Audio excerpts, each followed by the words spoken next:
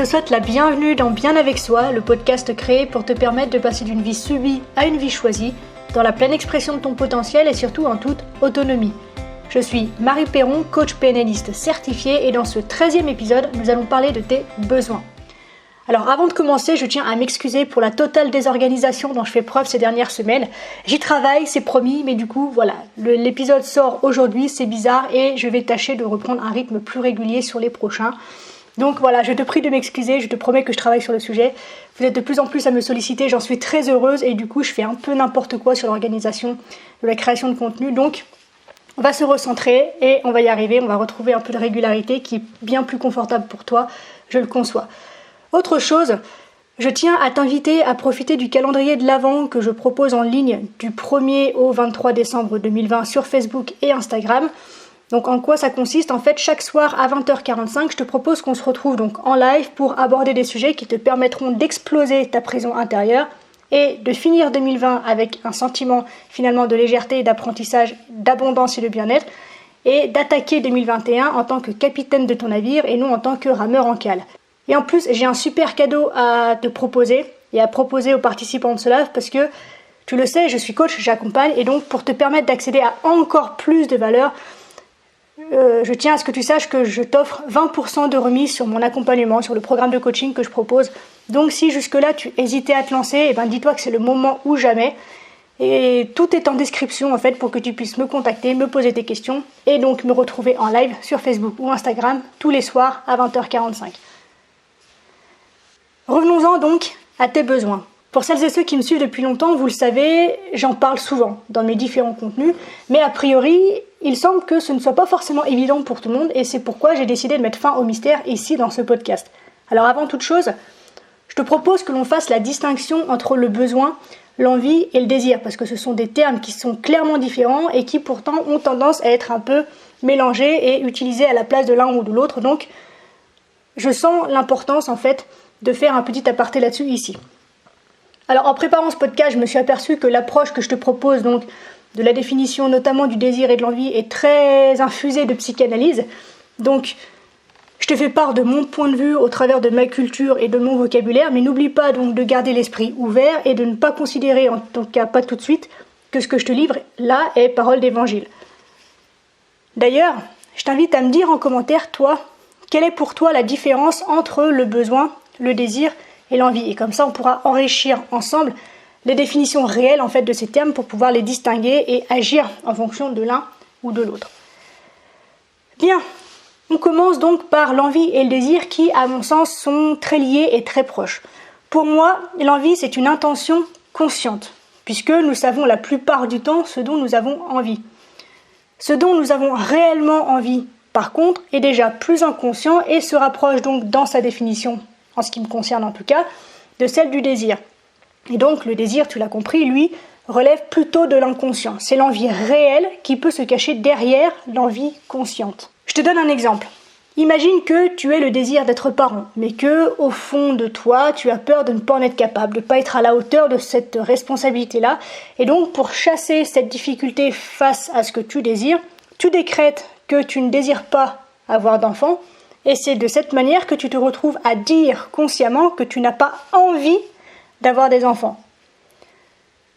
Donc tu vois, en fait, dans ce que je t'explique, le désir qui exprime donc l'envie réelle sont refoulés dans l'inconscient au profit de l'envie consciente pour mettre fin à une souffrance.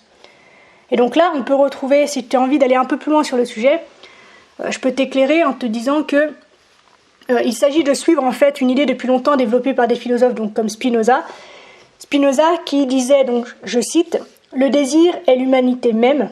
L'homme est par nature une puissance d'exister, un mouvement pour persévérer dans l'être, c'est-à-dire pour exister encore et toujours plus. Toute existence est conatus, c'est-à-dire un effort pour persévérer dans l'être. » Donc là, je ferme les guillemets, en t'expliquant que le conatus au sens spinoziste, c'est une force qui s'affirme et poursuit son propre accroissement parce que celui-ci est vécu comme joie et est donc une tendance à persévérer dans l'existence. Donc en fait, la conservation, voire même l'augmentation de ta puissance d'être est très liée à la satisfaction juste, bien sûr, de tes désirs. Une autre façon d'aborder le désir pourrait être de considérer que vivre, c'est aller au-delà de ces besoins vitaux fondamentaux, dont on va parler juste après, et donc il vient donc de nos aspirations profondes et est très en lien avec nos besoins. Le désir est souvent appelé justement pour basculer du vide au plein, du manque à l'abondance, et finalement je peux faire appel à mes désirs pour combler mes besoins. Donc la notion de désir et de rejet, tout ça, ce sont des sujets qui me passionnent, et je pourrais en parler pendant des heures, donc je vais m'arrêter là pour le désir, et on va enfin s'orienter vers le sujet du jour, donc les besoins. Donc les besoins, quant à eux, sont pour moi une exigence de la vie.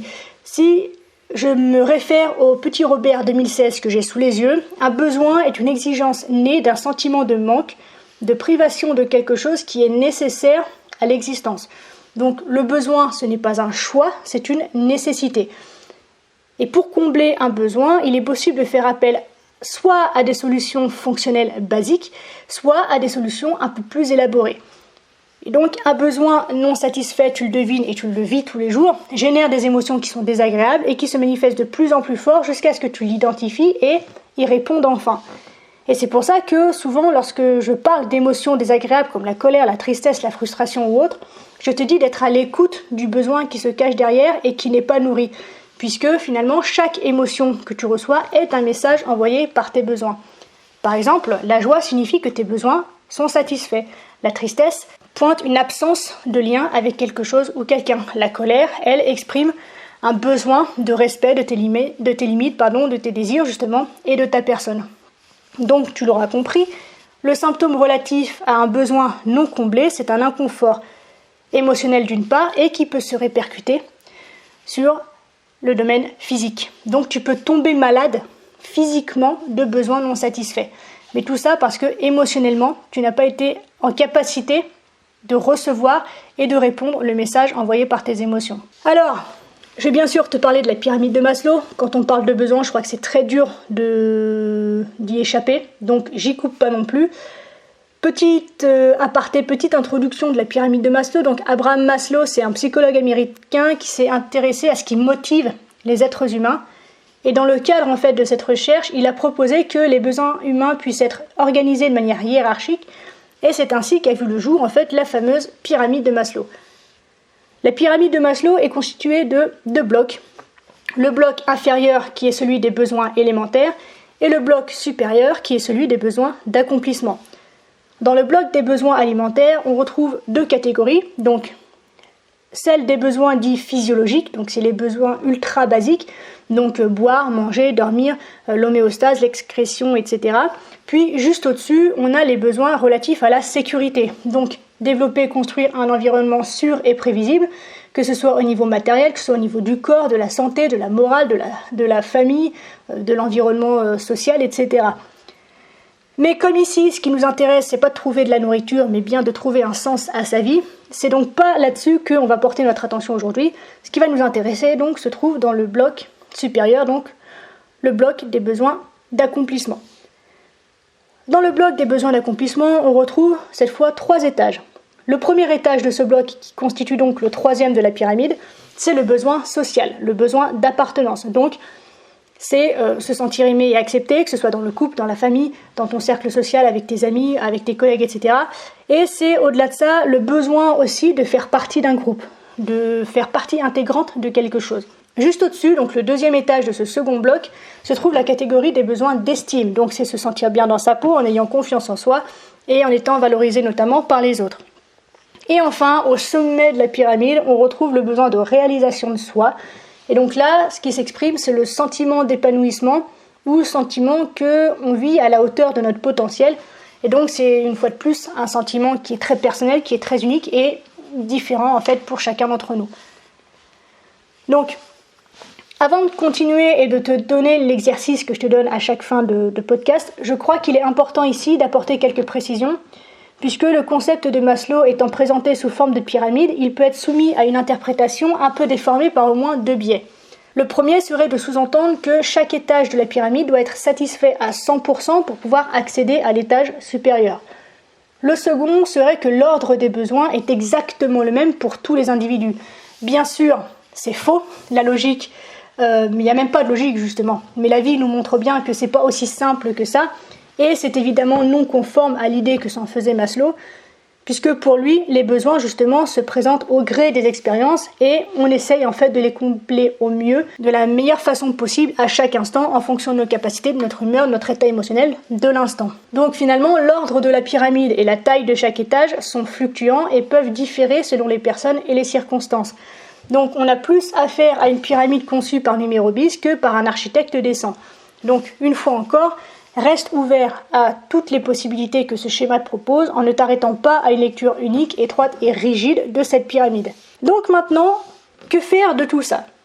On va s'intéresser donc, tu l'auras compris, aux 3 étages supérieurs de la pyramide qui sont, je te le rappelle, l'étage des besoins sur le plan social, donc c'est l'appartenance et l'amour, faire partie d'un groupe, recevoir de l'affection, le besoin d'estime, à travers la confiance en soi, le respect, la reconnaissance et l'appréciation des autres, et enfin la réalisation de soi à travers le développement de son potentiel et de l'affirmation de son unicité. Donc, tu t'en doutes, il n'y a pas besoin de faire une introspection poussée pour comprendre que si tu n'es pas en sécurité sous un toit et que tu n'as pas de quoi manger ce soir parce que le frigo est vide, il est absolument urgent, bien sûr, d'agir pour remédier à la situation, avant toute autre chose, sous peine de passer l'arme à gauche. Et même là, tu vois, j'ai un contre-exemple qui vient de ma propre expérience, puisque à l'époque où j'étais sans domicile, j'étais tellement loin de moi, je n'avais tellement aucune connaissance de qui j'étais, de ce que je voulais, de ce que je pouvais construire, de comment je pouvais le construire, ni où, ni quand, ni comment, ni avec qui, que dès que j'avais un peu d'argent, je le mettais en fait dans des formations, dans des suivis qui pouvaient me permettre justement d'apprendre à mieux me connaître, à mieux me comprendre, et donc de pouvoir ensuite commencer à construire quelque chose. Mais du coup, tout ça venait avant même de chercher un appartement ou un lieu de vie en fait. Donc bien sûr, la base de la base, je mangeais, je dormais, mais tu vois qu'avant même de trouver un lieu de sécurité, j'avais ce besoin de connaissance de moi, justement pour pouvoir créer ce lieu de sécurité. Puisque pour moi, à l'époque et toujours aujourd'hui, je crois, une de mes croyances fortes, c'est de partir du principe que moi, en fait, je suis mon espace de sécurité. Et j'avais déjà besoin de ça à l'époque, en fait, pour pouvoir construire quelque chose qui se manifeste à l'extérieur de moi. Donc tu vois, en fait, c'est vraiment en fonction de chacun, en fonction des circonstances, en fonction des envies, en fonction de l'éducation, en fonction de la culture, etc. Il n'y a pas donc de ligne droite et de théorie qui englobe une fois de plus tout le monde. Donc maintenant, place à l'exercice. Voici l'application que je te propose. Donc il y a 3 étapes et à la fin, je te ferai part de 2 pièges dans lesquels il est facile de tomber. Première étape, je t'invite à lister tes besoins pour chacun des étages. Donc tu n'as pas besoin d'en mettre 48, d'accord ? T'en prends peut-être 2-3 maximum que tu hiérarchises. Et si tu ne sais pas mettre des mots sur tes besoins, tu peux trouver plein de listes non exhaustives sur le net pour t'y aider. Donc n'hésite pas à taper liste de besoins sur Google et tu vas trouver plein de trucs qui peuvent t'aider. Donc 3 besoins max par étage. D'accord ? Ensuite, deuxième étape, tu vas pouvoir les évaluer un par un. Et donc tu vas pouvoir te poser 3 questions. Est-ce que mon besoin est 1. Globalement satisfait ? Donc, sous-entendu que tout est perfectible, donc ça pourrait être mieux, mais que tu es déjà super content de ce que tu obtiens. 2. Est-ce que mon besoin est en cours de satisfaction ? Donc, ça veut dire que tu sens des avancées par rapport à ce que tu crois nécessaire d'obtenir, mais qu'il y a encore du chemin, par exemple, à parcourir. Ou est-ce que 3. Ton besoin est complètement à satisfaire, donc dans le sens où tout est à faire, ou alors tu as déjà prévu d'aller dans ce sens, mais tu n'as pas encore mis d'action en place en fait, pour pouvoir arriver en fait, à la satisfaction de ce besoin. Ensuite, tu peux passer à la 3e étape, qui est celle de détailler tes besoins. Donc là encore, tu as 3 possibilités en fonction de l'évaluation que tu as donnée à chacun de tes besoins. Donc, pour les besoins qui sont globalement satisfaits, je t'invite à te demander qu'est-ce que tu fais concrètement pour que ce besoin soit comblé. Et vraiment, note précisément ce que tu fais, quand tu le fais, avec qui tu le fais, dans quelles conditions tu le fais et à quelle fréquence tu le fais, dans le sens combien de fois, dans quelle quantité tu le fais. Et prends aussi la mesure des efforts que cela te demande et ajuste si c'est inconfortable. C'est-à-dire que si par exemple combler un besoin, ça t'épuise, ça te demande une force de concentration qui est trop importante, trop intense, et ben n'hésite pas à peut-être trouver un moyen de continuer à nourrir ce besoin, mais tout en conservant un peu de ton énergie par exemple. Deuxième chose, pour les besoins en cours de satisfaction, je t'invite à te référer déjà à ce que tu fais pour combler les besoins qui le sont. Donc dans ce que tu as identifié dans la première étape pour les besoins globalement satisfaits, qu'est-ce que tu pourrais éventuellement scaler en fait, copier, ajuster en fait aux besoins qui sont en cours de satisfaction pour arriver au bout en fait de la satisfaction de ce besoin. Donc quels sont les comportements que tu mets déjà en place, que tu peux adapter aux besoins qui sont en train d'être satisfaits. Comment est-ce que tu sauras aussi que ce besoin est comblé? Quelle émotion est-ce que tu vas ressentir? Quelle sensation est-ce que tu vas ressentir? Quelle pensée est-ce que tu vas avoir? Essaye d'identifier en fait les indices que la vie va pouvoir mettre sur ton chemin, donc essentiellement à l'intérieur de toi quand même, peut-être même au niveau de ton environnement, les gens qui vont peut-être changer, etc. Identifie en fait les signes sur lesquels il faut que tu sois attentif, qui te diront que ça y est, ton besoin là, il est satisfait. Et je t'invite aussi à te demander quand est-ce que tu veux voir ce besoin satisfait. Puisque tu le sais, quand on se met un peu une deadline, forcément on a un focus qui est différent que si on laisse le truc se faire dans le flou du temps et on dit allez c'est la vie qui décide et moi j'ai aucun rôle à jouer là-dedans. Non, on prend les choses en main, on prend ses responsabilités. Donc donne-toi un laps de temps dans lequel tu voudrais voir ce besoin satisfait.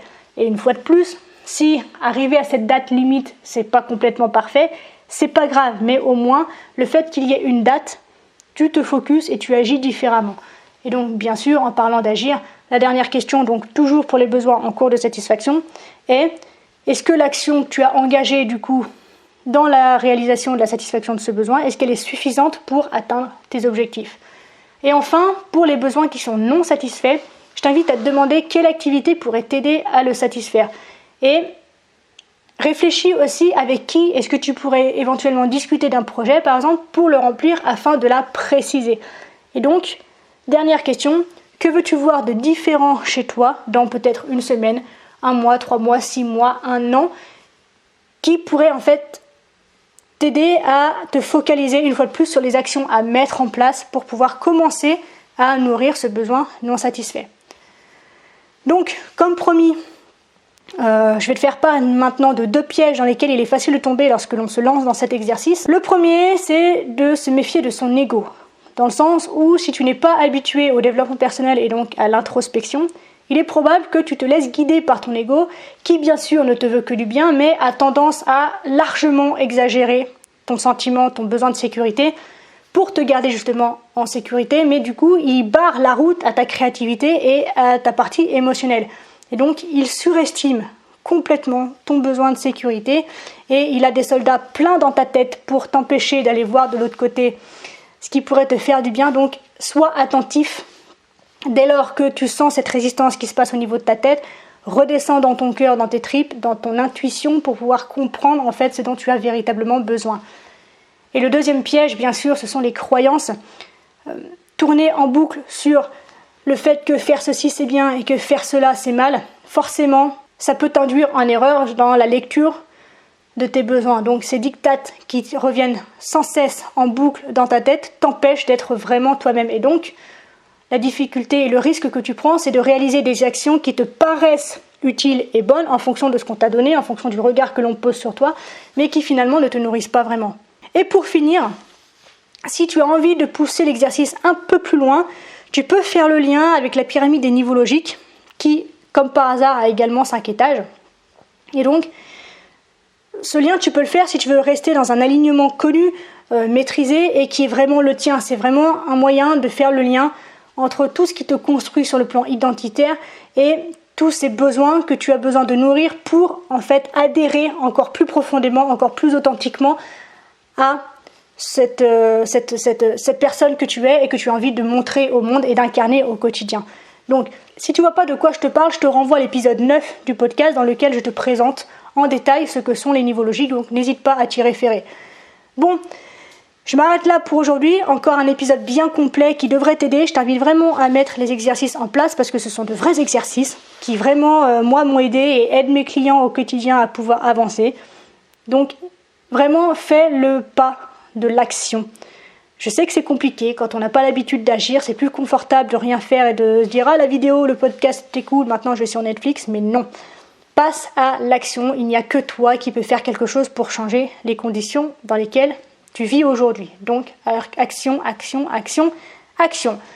Comme d'habitude, n'hésite pas à réécouter cet épisode pour en saisir toutes les notions et Si tu veux voir les notes du podcast, ce que je te conseille, parce que ce sera sûrement plus comestible et plus digeste d'écouter le podcast avec les notes sous les yeux, et bien ça se trouve sur marieperron.com/podcast/P13 puisque nous sommes dans l'épisode 13.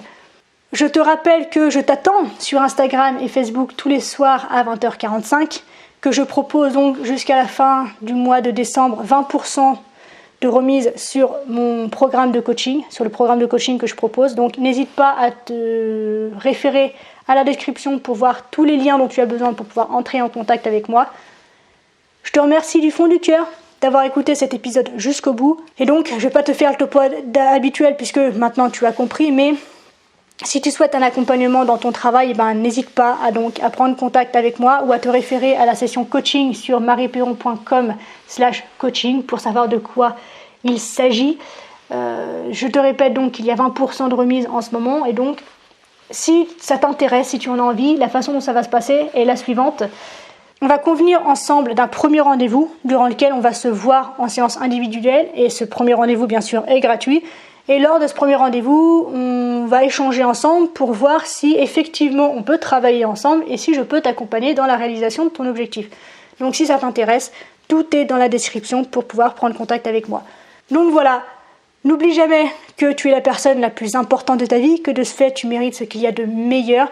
Je t'embrasse, je te souhaite une excellente semaine et je te dis à la revoyure.